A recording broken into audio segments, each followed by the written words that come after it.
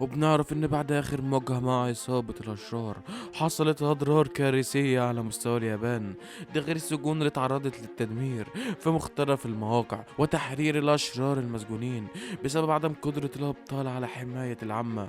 والحقائق اللي انتشرت عن ديفر هوكس خلت العامة يفقدوا ثقتهم في الأبطال، وأصبحت اليابان منطقة لا يسود فيها القانون. وبيبدأ الانمي بأول مايت وهو بيقول لميدوريا: انا حاسس بيك، انت بتتكلم مع كل مستخدمين وان فرول. وميدوريا جوه بيسأل هو ايه اللي حصل للباقي، وبيظهر ميدوريا مرة واحدة وبينادي حد بيقول له لازم نتكلم معاك قبل ما تصحى. وبيتكلم اول مستخدم للوان فرول وبيقول له اسف ان عملت فيك كده في الوقت ده. وبيبقى في اتنين مستخدمين وشهم في الحيطة، وميدوريا بيبقى لسه مصدوم لان هو اول مرة يقابلهم كلهم بنفس الوقت. وبيكمل المستخدم الاول بيقول لهم زمان كنا نقدر نحط نفسنا بين التقلبات، لكن ما عدناش محصورين بكده، عشان من 4 شهور فاتت بدأت قوة الوان فرول إنها تنمو بسرعة شديدة. ومع الزيادة دي استطاع المستخدمون أخذ شكل ليهم وتواصلوا مع بعض. ولأن قوة وولفر 1 كانت بتحاول تتسحب في المعركة الأخيرة، بقى من السهل إن أنت تشوفنا يا ميدوريا. فبيبقى ميدوريا عايز يتكلم ولكن مش بيعرف يتكلم، وبيرد عليه مستخدم الصوت الأسود: صحيح، نسيت أقول لك إن ما ينفعش تتكلم هنا. ولكن ميدوريا بيقول لأ، انا لما كنت في المعركه اللي فاتت كنت بزعق. وفعلا بيبدا يتكلم وبيقول لهم انتوا عايزين تتكلموا في ايه. وبيرد عليه واحد بيقول له سيبني انا هرد عليه. وبيعرف عن نفسه ان هو المستخدم الرابع واللي اسمه شينوماري، وانت في المعركة الأخيرة استخدمت قوتي بطريقة غير متوقعة، وقدرتي هي الإحساس بالخطر. والمستخدم الرابع بيقول إنه ما كانش متوقع لدرجة إن هو اتفاجئ. وبيسأل ميدوريا هو أنت عرفت أنا مت إزاي وعمري كان كام؟ ميدوريا بيقول عمره كان 40 سنة، بس سبب اول مايت ما قالوش في المذكرات. لا ثانية واحدة، اول مايت كتبه ورجع شخبط عليه. وبيرد عليه المستخدم الرابع بيقول له بسبب الشيخوخة. فبيرد عليه مديريه وبيقول له شيخوخة؟ شيخوخة ايه يا صاحبي، انت عندك 40 سنة. فبيقول له انا مش واثق قوي لان انا وبانجو مش عارفين سبب موتنا ايه، بس عرفنا بسبب اول مايت بحيث انه بحث في الموضوع وبين ان لا يمكن استخدام وان فور اول الا من انسان عادي. وبيبقى ميدوريا بيحاول يستوعب كل الكلام ده، وبيكمل كلامه بيقول بعد اول مايت انا اطول واحد حصلت على القوة لمدة 18 سنة، وانا هربت من الوان فور اول وقضيت ايام كتير في زيادة قوتي لما عرفت ان ما عنديش فرصة. لكن لما ورثت القوة لأول مرة افتكرت ان هو ده دوري عشان ازود قوتي. وبعدها في اخر سنين حياتي بدأ يظهر شكوك في جسمي، فقلت في نفسي يمكن انا ما اتدربتش كفاية او ان هو ده كان مرض غير معروف. ولكن الحقيقة ان اول مايت بحث في تاريخ الطب وتقارير جثتي وعرف الحقيقة، وان سبب الشيخوخة ده هو ان انا كان عندي كثير من المميزات في جسد واحد، وكان كل ده بينقص من عمري. ميدوريا بينصدم وبيقول مستحيل. بيرد عليه وبيقول له استنى، ما هو المايت يمتلك الاورفل 1 اكتر منك وكان اقوى كمان. وبيرد عليه المستخدم الاول بيقول له انت عندك حق، واللي كنا جايين نقول لك عليه واللي هو زي ما لاحظ اول مايت بيبقى حمل الوان فور اول، وان الباقي ما تحملوش الوان فور اول لوقت طويل او ماتوا في المعارك. لذلك انا الوحيد الذي يمكنني المقارنه به مع اول مايت، وعشان كده ايه اللي كان بيملكه اول مايت ما كانش عندنا. وميدوريا بيسرح شويه بيقول انا اول مايت ما كانش عندنا قوه اصلا. وبيقول له صح، احنا عرفنا كل ده بسبب اول مايت، وبما ان قوه الوان فور اول بتتورث لناس كتير فوعيهم بينتقل هنا، ما عدا اول مايت هو الوحيد اللي كسب وعي كامل بالوان فور اول، لان كل المستخدمين اللي قبله كان عندهم قوه اصلا. فلما بتديله الوان فور اول فجسمه مش بيستحمل القوه دي كانه بالظبط كوبايه، ولما بتديها اكبر من حجمها بتتكسر. ولكن على عكس اول مايت كوبايته كانت فاضيه اصلا، فحرفيا القوه بقت على مقاسه وكانها ميزته الحقيقيه، عشان كده قدر يستخدم القوه الكامله لها. ميدوريا بيقول له بما ان مميزات المستخدمين السابقين بتظهر ما ينفعش اورثها لشخص عادي، هو ده اللي انتوا بتحاولوا تقولوه لي صح؟ فبيقول له ايوه، الا اذا لقيت حد بدون قوه وكان مقدر انها تتورث ليكوا انتوا الاتنين. لو كنا نقدر نتكلم مع المستخدمين اكتر ما كانش في ناس عانت كتير بالطريقه دي، وبطريقه ما انت ممكن تكون اخر مستخدم للوان فور اول. وميدوريا مصدوم ومش مصدق، ولكن بتقطع تفكيره معلمة اول مايت واللي بتقول له الحاجة الأساسية اللي احنا جايين نقول لك عليها، واللي هي هو انت تعرف تقتل شيجاراكي؟ وميدوريا مصدومة وبتكمل كلامها وبتقول له انا مش بطلب منك تعمل كل ده، بس الموضوع موضوع عزيمة. انت لما شفت وشه حسيت ان هو محتاج مساعدة صح، واننا بنستجيب لمشاعرك، فعشان كده عرفنا شعورك. وبيرد عليه صاحب الصوت الاسود وبيقول له بس المشكلة ان احنا ما شفناش الموضوع بالطريقة دي، بس احنا فاهمين انه بيعاني عشان الأول فور وان سيطر عليه. بس شكله كده ما كانش بيطلب المساعدة خالص، ولو بصيت على عينيه مش هتشوف غير الحقد والكراهية، عشان وان فور اول هو اللي رباه وقايد جسده، عشان في الغالب انه يستولي عليه. وان انا وزميلي حاول وان فور اول انه يسرق قوة الأول فور وان مننا، وعشان نخلي وان فور اول يستسلم لازم يكون في مشاعر قوية تتجاوز وان فور اول، مشاعر لا يمكن لواحد حملها. وزمانه بيستخدم كراهية شيجاراكي، وإن أصل الون فور أول هي إرادة قوية تقبل الاستسلام لأول فور ون، وأكيد هدف ون فور أول هو تدمير الأول فور ون، وده معناه إن أول مايت كلامه صح. ولكن أخويا عنيد جدا وبيحاول إنه يرجع بأي طريقة. والمعلمة بتكمل كلامها بتقول أكيد مش من العدل إن إحنا نطلب منك ده بعد ما قلنا لك إنك مش هتعرف تهرب. وعايز أقول لك على حاجة، شيجاراكي يبقى هو حفيدي، وانا سبت ابني عشان اقاتل وان فور اول، وهي دي النتيجة. وميدوريا بيبقى مصدوم وبتقول له ان مش من العدل ان فشل الكبار يستحملوا طفل عنده 16 سنة، ولكن اول لما يكتمل تحول شيجاراكي محدش فيكم هيقدر يوقفه، ومش هيبقى في مجال انك ترجعه للأسف يا ميدوريا. في اشخاص ما ينفعش نصلحهم، وبتسأله هتعمل ايه لو ظهر لك ان حد ما تعرفش تصلحه وبيطلب منك المساعدة، قولي هل هتعرف توقفه حتى لو تطلب الامر منك يا ميدوريا ان انت تقتله؟ بيرد ميدوريا وبيقول بالنسبة لي انا لو حسيت انه بيطلب المساعدة زي شيجاراجي لما اخترق وعيه الوان فور اول وفي عزة قوته، انا قدرت احس بطفل صغير بيعيط جواه.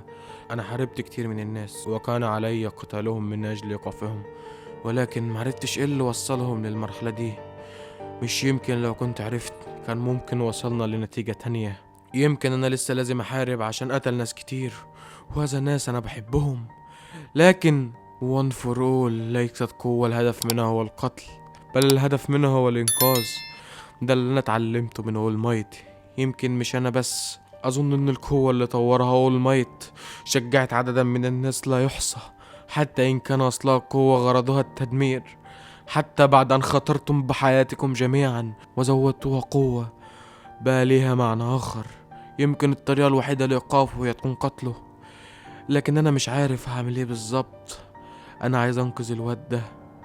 والمعلمة بتعيط وواحد من المستخدمين أيضا، والمستخدم الأول بيقول له عشان كده إحنا معاك. وبيقول فعلا أنا سعيد إن قوة وان فور أول ورثت لكما. وبيبدأ جسد ميدوريا إن يختفي، وبتعتذر له المعلمة وبتقول له إن جراند تورونو حي، تقول له سلم لي عليه أول لما يصحى، وبتقعد تعيط. والأول فور وان بيكلم الاتنين اللي وشوه في الحيطة لازم تساعدونا عشان تظهر القوة الكاملة للوان فور اول. وبنرجع لأول مايت وبيخش عليه هوكس وبيست جينس وبيسألوه هو ميدوريا عامل ايه، وبيقول لهم ما تخافوش هو كويس. فبيسألوهم انتوا ايه اللي جايبكوا هنا؟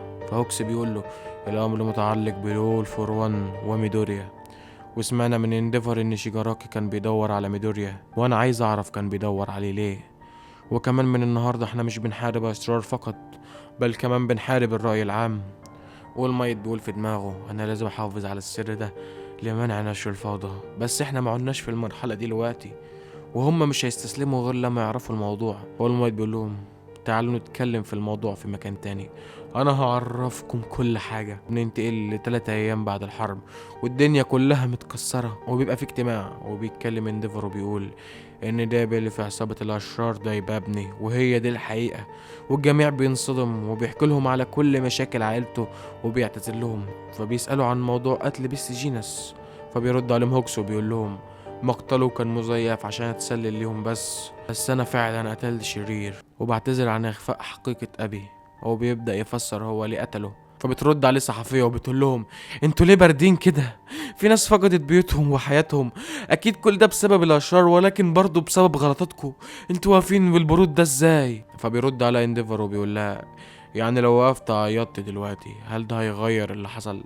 فبترد عليه وبتقول له لا طبعا، بس لازم تطمنونا وتخلصوا على الاشرار دول. وبيقول بيستجينس بسبب قلة عدد الأبطال هنجمعكم في ثانوية يو عشان نعرف نحميكم. وبيعترضوا، ولكن انديفر بيرد عليهم وبيقول لهم ده عشان مستقبلكم. وبيبقى دابي بيتفرج عليه بيقول انت لسه ما اكتفتش. وبيبقى ميدوريا سايب رسالة لكل اصحابه اللي في الثانوية وبيقول لهم فيها ان قوته هو واخدها من اول مايت، وشيجاراكي وول فور ون عايزينه وبيدوروا عليه. فانا مش بنسمع صوت من جهاز اللاسلكي من الشرطه، وبيعرف ابطالنا ان المسجون الهارب ظهر في الجناح الجنوبي، ولازم يبحثوا في المنطقه المتضرره. وبنتعرف على الابطال اللي هم من السنه الثالثه، واسم البطل واللي هو جراند بيبقى معاه حته دين بطله، بس بطله بجد بقى، اسمها تورتل. حاجه عيب كده، بس هنكمل. ويا عيني بعد ما ضربوا المشوار ده كله، الناس بيقول لهم امشوا من هنا، احنا مش عايزين مساعدة الطلاب دول. وبيرد عليهم جراند بيقول لهم اكيد مخزون الاكل اللي عندكم قرب يخلص، احنا عندنا في الاكاديميه مخزون اكل وشرب وهنحميكم كمان. والناس بيقول لهم هل لو جينا معاكم وتهاجم على الملاجئ بتاعت الناس دي، هل هتقدروا تحمونا بعد الاحداث اللي حصلت في الاونه الاخيره؟ الناس فقدوا ثقتهم تماما بالابطال وقرروا يحموا مدينتهم بنفسهم، وبيحاولوا يفهموهم ان الاشرار لو هدفهم السرقة مثلا أو كده عادي، بس إن هم والأشرار اللي أطلق سراحهم غير دول حتى ما ينفعش يتقال عليهم بشر، وبرضه لا حياة لمن تنادي. وبيقولوا للأبطال خراب المدينة كان سببه إن إحنا وثقنا فيكم، اطلعوا بره وما تجوش هنا تاني، إحنا هنعتمد على نفسنا ومعناش هنعتمد على الأبطال بعد كده.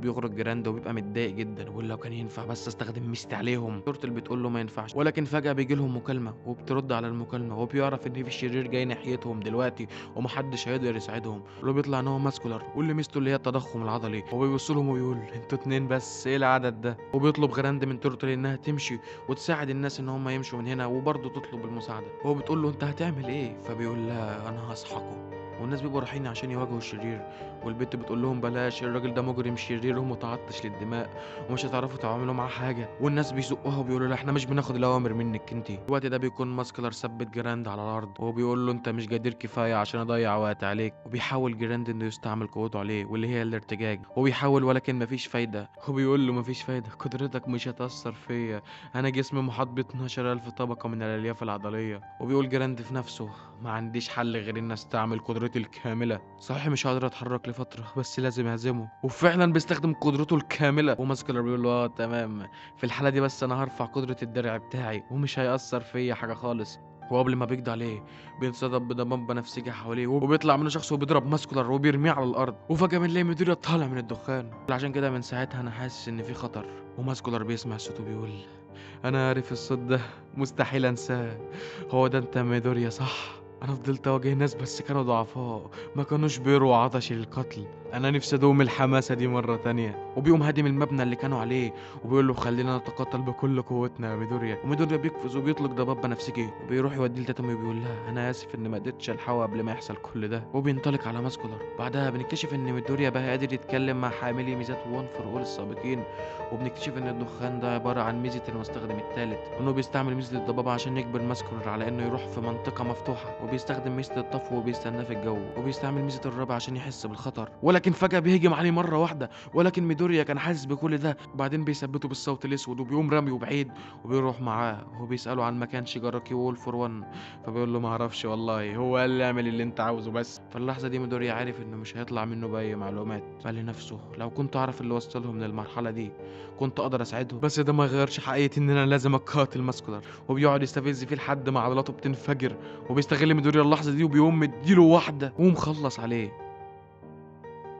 وبعد كده بياخدوا ميدوريا وبيطير بيه على مركز الشرطة، وبنشوف ان الناس اللي ما كانوش راضيين يسمعوا كلام جراند بيساعدوه دلوقتي. شوف يا اخي سبحان مغير الاحوال. وبعدها ميدوريا بيروح على مركز الشرطة وبيسلمه وبيمشي قبل ما حد يشوفه. وبعدها بيروح يقابل اول مايت وبيسأله عن صحة جسمه وأعضائه، وبنكتشف إن ميدوريا بيستخدم جهاز زي الأربطة بيساعد قوته الجسدية على التحمل، بس عيبه إنه ميقدرش يستحمل 100% من قوته. بعدها بتيجي مكالمة من هوكس لأول مايت وبيطمن فيها على ميدوريا وبيطمنه، وميدوريا بيحس بالخطر وبيمشي. بنرجع بالأحداث بعد آخر معركة مع شيكاراكي لما كان ميدوريا في المستشفى، والطبيب بيقول له مع إنك آخر مرة استخدمت قوة 100% من دراعاتك كنت هتروح منك، بس المرة دي حصل حاجة غريبة جدا، إن الميزة بتاعتك قدرت تعلي قدرة تحمل جسدك، بس برضه مش لازم تستعملها كاملة. الدكتور بيمشي من هنا وأمه بتطلب تفسير من أول مايت، وميدوريا بيقول لها الحقيقة، وأمه بتسمع الحقيقة من هنا وبتنهار في البكاء على ابنها. وبتسأل أول مايت وبتقول له يعني أنا ابني دلوقتي مستهدف من أشرار، قول لي ايه اللي هيحصل لابني؟ رد عليها اول مايت وبيقول لها احنا بنعمل تجهيزات لحمايته في اليو اي. ولكن ميدوريا بيقطع بيقول انا مش هرجع لليو اي تاني، وبيبقى اول مايت متوقع انه هيقول كده، بس بيقول لها ان شيجاراكي يقدر يعرف مكانه وان هو الوحيد القادر على هزيمة الاشرار. والمايت بيقول له انا عارف اني حاولت امنعك بس مش هقدر، علشان كده انا هاجي معاك وهساعدك ومش هسيبك خالص. والمايت بيكلم بيست جينوس وبيقول له ان ميدوريا مش هيرجع لمنظمة اليو اي تاني. بيرد عليه بيقول له تمام انا فهمتك. وبعدها ميدوريا بيروح عند جراند ترونو وبيحكي له عن لقائه مع المستخدمين السابقين وجدة شيجاراكي، وكان بيقول له كان لازم انا اللي اقتله، وبيعتذر لميدوريا وبيديله وشحه، بيقول له مهما كان اللي انت ناوي تعمله لازم تسوي الموضوع مع الاشرار. وبنروح بعدها لما ميدوريا قرر انه هيتعاون مع اكبر الابطال انديفر، بيست جينوس، هوكس، هول مايت، كل ده عشان يحاربوا الاشرار. وفي ليله مطيره بيبقى المدنيين المسلحين بيجروا وبيلاقوا وحش طلع في وشهم فبيهجموا عليه، ولكن بنكتشف ان هي بنت.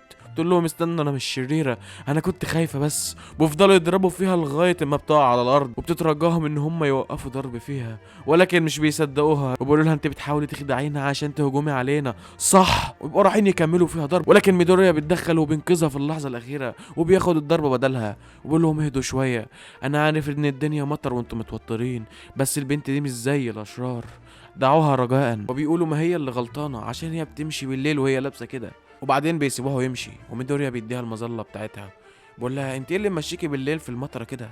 فبتقول له انا كنت مفكره ان الدنيا تهدى ولكن الامور زادت سوء في كل مكان وخرجت ظنا مني اني لازم اروح ملجأ، انا اسفه انا كنت خايفه بس. فبيقول لها الخوف حاجه طبيعيه في الاوضاع دي، اكيد كل الناس خايفين. فبتقول له هو الامور هترجع لطبيعتها تاني؟ فبيقول لها انا بعمل على كده. وساعتها اول مايت بيوصل وميدوريا بيقول له خد البنت دي الملجأ عشان مش عارف افضل واقف هنا. بيبقى رايح يمشي فاول مايت بيقول له استنى خد دي معاك، وبيديله شويه اكل عشان يديله شويه طاقه، فبيشكره على الحاجه اللي هو جابها له وبيطير. وبيظهر مستخدم الوان فور اول صاحب الاصوات السوداء وبيقول له هذا الدمار وكأننا عدنا بالوقت اياما، عدم لفت انتباه الاشرار والاختباء منهم، الوضع دلوقتي عامل زي اول مره ظهرت فيها القوات الخارقه. وميدوريا بيقول احنا لسه ما نعرفش اي معلومات عن مكان شيجاراكي وول فور وان ودابي والنومو وعصابه الاشرار، والشرطه مشغوله في المساجين والهاربين. وميدوريا بيفتكر انه ما قدرش يهزم شيجاراكي في الماضي وعشان كده لازم يستخدم قوه الوان فور وول كلها ويكتسب قدرات المستخدمين. وبنرجع فلاش باك لما ميدوريا بيروح يقابل المستخدمين وبيقول لهم ان هم يساعدوه يمدوا بقدراتهم عشان يطلق العنان الكامل لقوة الوان فور اول. بيبقى المستخدم الاول بيحاول يقنع الاتنين اللي لسه فاضلين له يمدوا ميدوريا بقوتهم وبيقول انا بعتمد عليكم يا ابطال. والمستخدم الخامس بيتعصب وبيقول له انت متخيل ان استخدامها بالسلاسه دي؟ واخيرا المستخدمين اللي فاضلين بيتكلموا وبيقولوا احنا عشنا في اسوأ عصور اثناء عظمه قوه الهول فور وان وكان بيتحكم بالكل حتى اللي كان تحت سيطرته ما كانوش عارفين ان هو بيتحكم بيهم. وعشان نتغلب على سيطره اول فور وان كونوا مجموعة من الأبطال عشان يحاربوه، ومن أجل القضاء على أخوك ضحينا بحياة ناس كتير، وفي النهاية كل اللي كان بيهمهم هو العيش. وانت جاي تقول لي دلوقتي قد قدرة الشخص موهوم انه عاوز ينقذ عدونا؟ والمستخدم الاول بيقول له فاكر ايام زمان؟ فاكر لما انت دخلت ومديت ايدك ليا؟ لولا اليوم ده، لولا انك خرجتني ما كانش حصلت قوة الوان فور اول. بعدين احنا ملناش خيار اخر الا اننا نترك الامر ليه ولا كل حاجة عملناها تروح هباء. فبيقول له هو انت متأكد ان كل ده هينتهي بسبب الطفل ده؟ فبيقول له انا هدفي هو عدم الاستسلام. وبكده بيبقى كل المستخدمين وافقوا ان هم يدوا القوة بتاعتهم عشان يهزم الاول فور وان. تجتمع قدرات المستخدمين وبيقولوا له انت جاهز ولا ايه؟ وبيبقى الحماس باين على وشه ايوه كده يا ميدوريا. وبينتقل بينا المشهد لانديفر اللي بيكون بيواجه المساجين الهاربين واللي بيحاولوا يسرقوا المحلات، وبيبقى انديفر مش عارف يعمل له حاجه بسبب ان في واحد معاه رشاشين لمسامير قويه جدا. وساعتها هوكس وبيست جينوس بيوصلوا وانديفر بيهجم عليه وبيضربه بسهم النار واللي بيرقده في الارض. وفي الجهه التانيه بيكون هوكس وبيست جينوس ماسكين الاتنين التانيين وبعدين بيسلموهم للشرطه، وبرضه ما بيعرفوش مكان وول فور وان او شيجاراكي. وبيلاقوا ناس متظاهره بيقولوا له امشي يا وش النحس، انت لو كنت مسكت شيجاراكي والبقيه وما سمحتش لهم بالهرب كنا خلصنا من الاول. وانديفر بيتجاهل كلامهم وبيمشي وبيبقى غضبان جدا وبيحدفوهم بالزباله. وبيروحوا العربيه وهم راكبين بيعرفوا ان ميدوريا قريب منهم عشان لو الصحافه عرفت ان هو شغال معاهم هيعملوا له مشاكل وهيلقوا اللوم على ميدوريا. وانديفر بيقول له خلينا محافظين على مسافة كبيرة بيننا وبين مجموعة هول مايت، مش عاوزين نخلي فيه عبء على ديكو اكتر من اللي هو فيه. حتى لو ده كان مرادنا، احنا بنستخدم اللي فور اول بتاعته كطعم لاستدراج العصابة، لكن هم لسه مستخبيين. وبيقول ان الاشرار الهاربين من سجن تاتروس مختفيين عن الانظار بامر من اول فور وان. وهوكس بيقول الأبطال دلوقتي ملبوخين جدا، أنا لو مكان أول فور ون أنا هستغل الوقت ده وهجم على ميدوريا. وانديفر بيقول إن ميدوريا قاله إن أول فور ون بيحاول ياخد جسد شيجاراكي عشان جسده بقى ضعيف جدا، وده بسبب أول مايت، وده هو هدفه الأول. وهدفه التاني إنه يسترجع الوان فور أول من ميدوريا، واستخدام الوان فور أول بيحتاج جسد قوي جدا، وده السبب اللي مخليه انه بحاجة شيجاراكي. وبينتقل بينا المشهد اللي هو المايت واللي بيراقب تحركات ميدوريا، وبيكون قلقان عليه جدا وبيفكر في سلامته، ويقول انه مش بينام خالص الايام دي. وبيبقى ميدوريا راح يطلع التليفون ويرن على هوكس وهو المايت، فبيلاقي ان في حد ضرب على تليفون ميدوريا، فبيختفي من على الجي بي اس. فهو المايت بيتفاجئ وبيروح يجري على الموقع، وساعتها بنلاقي ان في قنبله بتتحدف على عربيته والمايت. وميدوريا بيسمع صوت بنت بتقول له انت الهدف بتاعي، انا هاخدك معايا. وبيستنتج ان دي قناصة مأجورة من اول فور ون، بتهدد ميدوريا وبتقول له ان هو ما يتحركش عشان ما تكسرلوش جمجمته. وبيفتكر كلام هوكس وهو بيحذره ان اول فور ون وشيجاراكي مش هيعرفوا يسرقوا قوة الوان فور اول بسهولة من دون شيجاراكي، ومش هيعرفوا يخلوا المادة قابلة للاستمرار. في المعركة اللي فاتت بحثنا في كل منشآت غاركاي، وبالتالي افضل خيار لدى الاشرار هو الامساك بيك حي، ولكن معظم الفارين من السجن لن يستطيعوا فعل ذلك.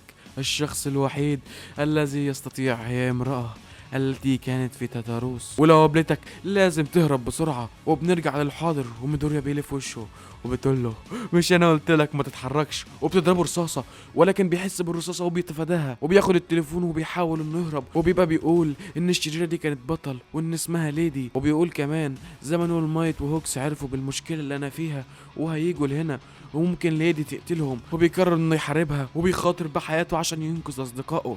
وليدي بتقول له انت ما عندكش خيارات بعد الان يا ميدوريا. وبيحس بالخطر وبيلاقي ان في رصاصه جايه له منها، فبيصدها. فبتقول له فهمت، عشان كده وولفر ون عاوزك. وبتضرب عليه طلقه تانية، وساعتها بنلاقي ان في برنامج تلفزيوني بيتكلم عنها، وان ليدي بريعه جدا في التصويب، وان هي الافضل في اليابان في الاطلاق من المسافات البعيده، وقوتها بتكمن في الرصاصة بتاعتها، وان هي بتقدر تحول اي حاجة لرصاصة. وفي العادة بتستخدم شعرها في ان هي بتصنع منه الرصاصة.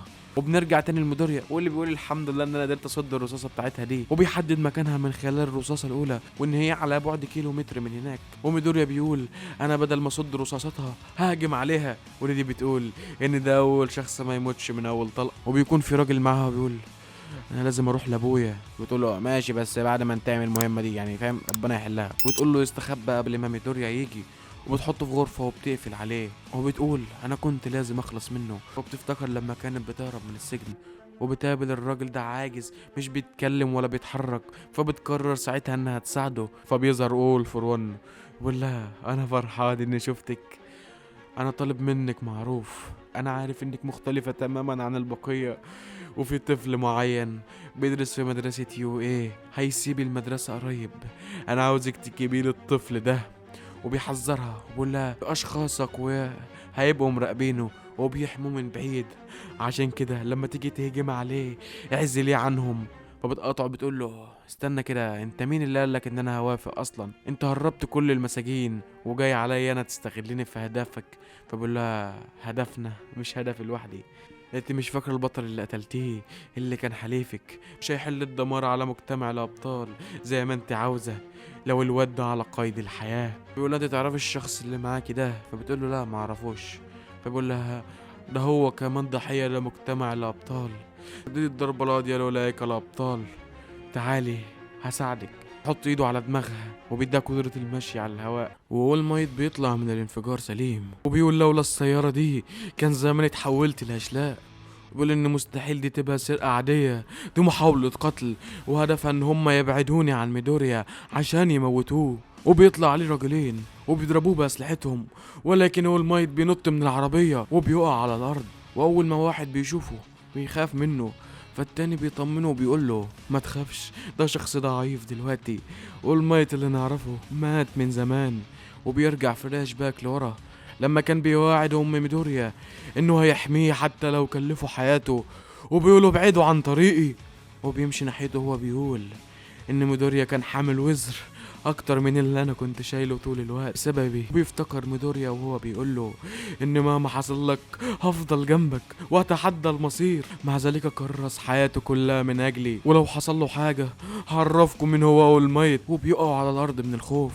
وفي الجهة التانية بيكون ميدوريا لسه بيواجه البنت، يقولوا إن لازم أتحرك بسرعة وبطريقة عشوائية عشان أقدر أتفادى كل طلقاتها ومنعها من ان هي تتوقع مساري لغاية اما اوصل لها. وبيقول طالما ان ليدي ما عندهاش طريقة اسرع من الوان فور اول فبامكاننا نوصل لمكانها اسرع بكتير. وبيقول ان هو لازم يعرف مكان اول فور وان شيجاراكي، وبيحس ان في طلقة جاية من وراه فبيصدها، ولكن طلقة تايهة بتصيبه وهو بيقع وبيقول انا ليه ما شعرتش بالطلقة دي؟ هل في حد تاني بيساعدها؟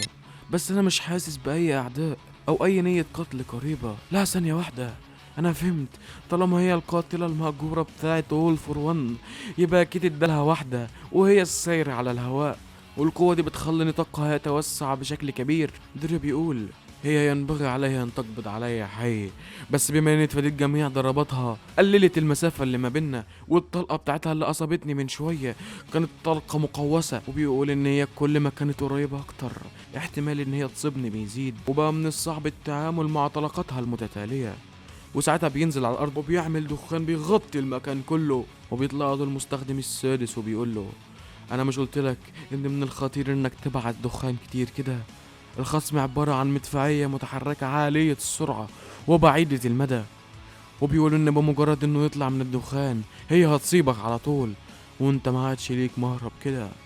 ومدري بيقول انا مش عاوز اهرب، انا بحاول اكسب وقت بس. وساعتها بيبدأ يتحرك فوق وتحت، وساعتها بيظهر المستخدم الثالث وبيقول له انا عارف انت بتحاول تعمل ايه، بس انت لسه مرتقتش للمستوى ده، انت بنفسك اللي قلت كده يا ميدوريا. وبيفتكر كلام لانديفر وهو بيقول له انه لازم يعمل حاجتين في نفس الوقت الاول. والمستخدم بيقول للميدوريا انت لسه ما جربتش ميستي، لازم تتعود عليها الاول من اجل القيام باجراءات التوازن.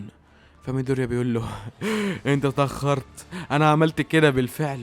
وبيقول انه لازم يستخرج معلومات من ليدي عن اول فور ون وشيجاراكي، انا هتعلم استخدمها دلوقتي. وبيبدأ يرمي اي حاجة معاه بره الضباب عشان يموها، وليدي بتقول ان عمره ما هيعرف يهرب منها. وساعتها بنشوف ميدوريا بيخترق المبنى بسرعة البرق وبيمسكها وبيقول لها انت اللي مش هتعرفي تهربي مني، وبتستعجب من سرعته. تقول له انت كده عملت حاجة خلتك سريعة اوي كده. وميدوريا بيقول ان الدخان ستار مش بينتشر في المطر، وفضلت ابعت تموهات عشان اعرف اذا كانت في الهوا ولا لا من توقيتات هجماتها. وبعد كده اخترقت المبنى وطلعت لها من نقطتها العمياء عشان اقبض عليها بالهاكي بعد تحديد موقعها، عشان هي مش هتستطيع الاقتراب عشان قوتها تكمن في المدى البعيد. وبيقول ان هيخليها تقول له عن اول فور ون، وبتقول له انت افتكرت ان انت فزت ولا ايه؟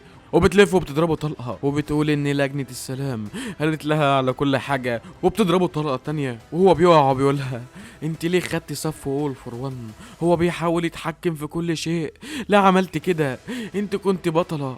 فبتقول له يمكنك ان ترى العدالة التي حققتها فقط، لا يمكن لأحد ملون أن يفهمها. وبتسيبه وبتمشي. وميدوريا بيقول سحقا كنت قريب جدا من أن ينال منها. بيقول إن المستخدم الثالث كان عنده حق، استخدام الميزة بالتوازي أمر فوضوي جدا. وبيجيله طلقة وبتصيبه في ظهره، وبتبقى ليدي بتتكلم عن طريق سماعة في الرصاصة وبتقول له أنا كنت بحارب وكنت ببذل جهدي عشان أحافظ على مجتمع زائف، وبتنهال عليه بالضربات المتتالية وهي بتقول له كان في مجموعة بتتآمر بالإرهاب ضد الأبطال عن طريق العمل مع منظمة شريرة، اكتساب فريق أبطال الشهرة والمال والناس اللي يستطيعوا هز أساس المجتمع اختفوا دون أي محاكمة قانونية. وكل ده كان بأمر سري من لجنة السلام. كان هناك مجموعات بتدافع عن نفسها والناس بتشوفهم على انهم ابطال وكسبوا ثقة الناس كلها، والبلد كفلت كل احتياجاتهم. وفي النهاية بقى اساس المجتمع مبني على ثقتهم بشوية ابطال. كنت بمثابة ترس صغير في آلة كبيرة مهمتها هي الحفاظ على مكانتها وثقة الناس.